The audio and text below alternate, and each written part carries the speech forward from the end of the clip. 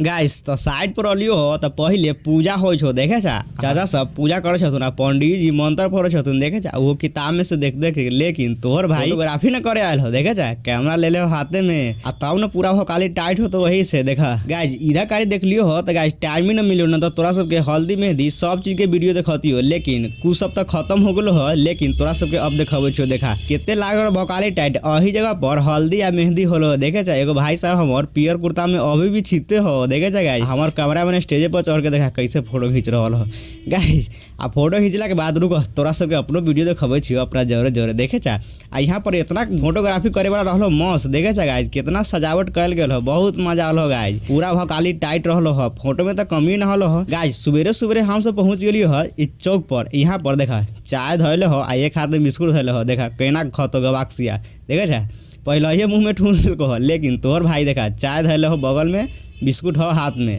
ना वाह गड़बड़ा गेलो